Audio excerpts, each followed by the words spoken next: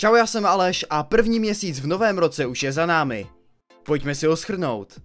Sezóna se nám v Rocket League začíná pomalu rozjíždět. Účastnili jsme se otevřené kvalifikace na DreamHack Lipsko, ale překazil nám to evropský tým, ve kterém mimochodem účinkuje i Lauty, což je náš bývalý hráč.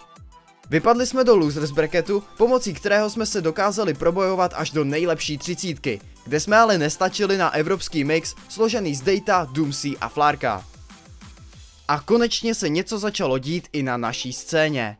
Top Gaming oznámil účast Rocket League na mistrovství České a Slovenské republiky a taky sérii kvalifikačních turnajů. Přijde nám to jako krok dopředu, co se Rocket League v Česku a Slovensku týče, a doufáme, že se v budoucnu přidají k Top Gamingu i další.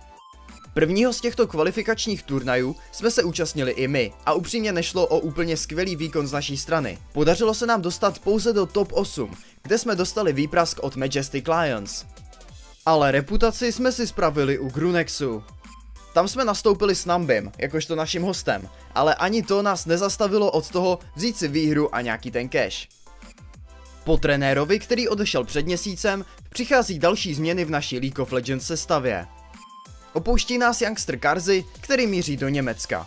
Talentovanému AD Carry přejeme všechno nejlepší do budoucna. Každopádně čeká nás stejně tak talentovaná náhrada. Neřekneme vám ještě, o koho jde.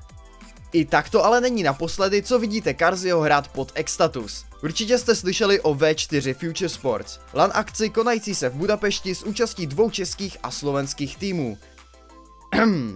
Price poolem přes $300 000. To je sakra velký balík. Ačkoliv Carzy s námi nemůže odehrát Hitpoint ligu, nic mu nebrání s námi odehrát kvalifikaci a případně i samotnou akci. Akce se zúčastní nejen tuzemské týmy, ale také Poláci a Maďaři. Většinu ledna jsme ale celkově moc nehráli. Soustředili jsme se spíš na individuální zlepšení, hlavně kvůli blížící se Hitpoint lize.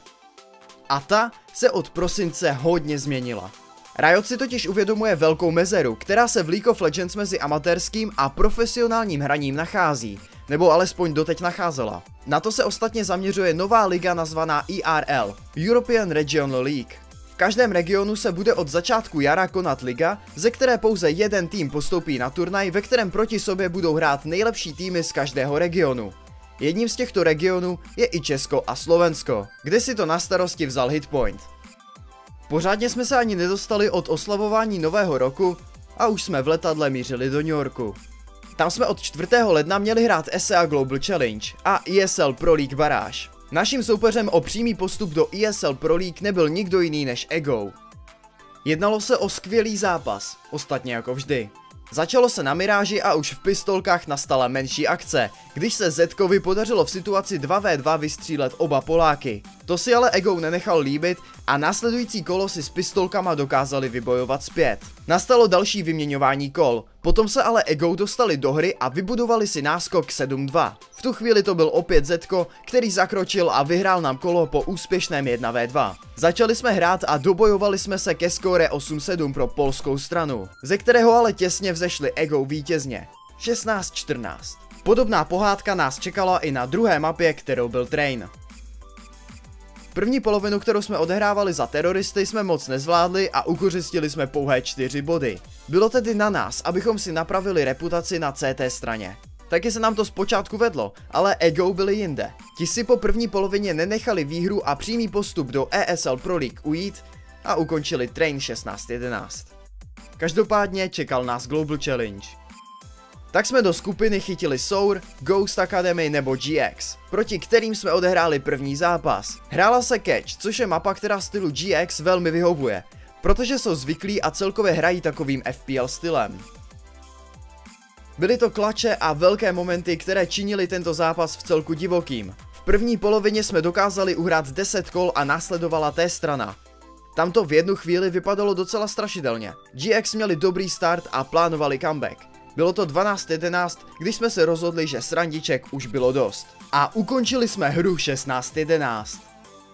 V zápase o postup jsme čelili týmu Sour. Hrál se Train, což je naše teritorium rozhodně lepší než Catch.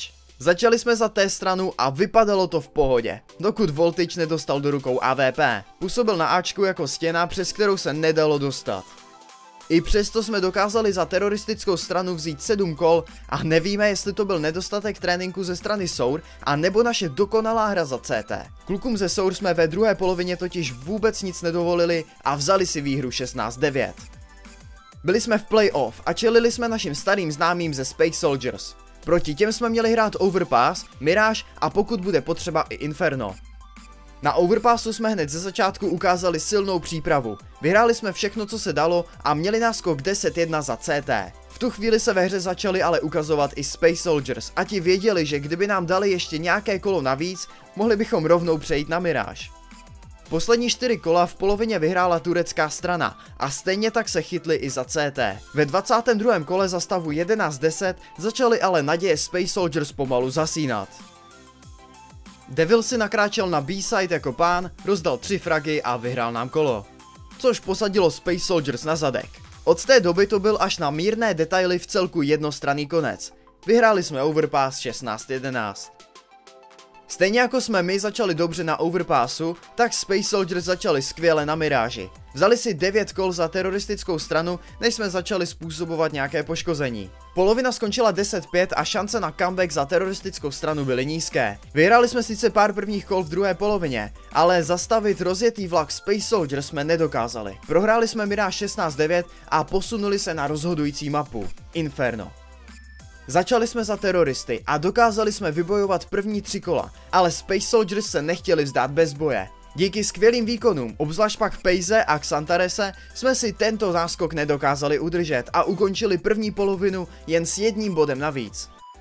Neskušenost na offline turnajích a nervozita se začaly v druhé polovině potvrzovat. Kvůli malým chybám jsme nechali Turkům si ukousnout až moc velký sousto z map kontrolu a toho taky Space Soldiers využili. Začali sbírat kolo za kolem a nám nezbývalo nic než vyvěsit bílou vlajku. Skončili jsme na 3. až 4. místě a Space Soldiers se posunuli do finále proti Ego. New York byl pro nás každopádně veliká zkušenost a taky $5000 navíc. Kvůli našemu výletu do New Yorku jsme vytvořili v celku slušný delay v XBet turnaji. Celá jedna polovina pavouka byla až do finále dohraná a na druhé, hello, jsme teprve ve čtvrtfinále.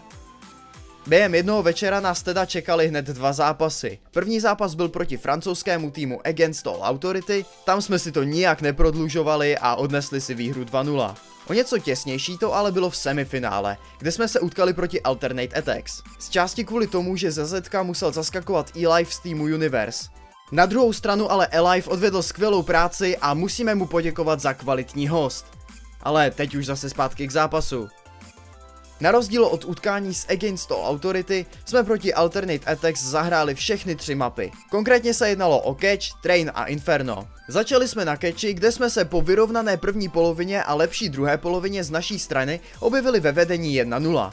Každopádně zbytek zápasu byl v celku emocionální kolotoč. Na Trainu jsme předvedli hezkou CT stranu, ale otřesnou T stranu, takže zápas byl 1-1. Třetí mapa představovala stejnou pohádku, ale naopak. Tam jsme ukázali nejdřív podprůměrnou T stranu, díky které získali Němci náskok 5 bodů a následně hodně kvalitní CT stranu, která nám zajistila postup do finále proti Kinguin, o kterém se raději nebudeme moc bavit. No zkrátka to byly jatka jak ze strany Kinguin, kteří se na nás hezky připravili a nedovolili nám nic jak na Catchi, tak ani na Miráži. Pořád jsme museli dohrávat ESL Pro League baráž a vzhledem tomu, že se Godsend nemohli dostavit do New Yorku kvůli počasí, odehrával se tento zápas online. Vybrané mapy byly Cobblestone, Mirage a Train. Hempass na první mapě sice neměl moc highlightů, na to tu byli takový jako Disco Doplan nebo Freddy B, ale konzistentní fragy byly to, co tahalo jeho tým dopředu. Godsend si vzali první polovinu na Cobblestoneu pro sebe a ve druhé polovině to byly malé chyby, které nás dělily od dobrého skóre. Godsend se ale každopádně drželi a vzali si mapu 16-11.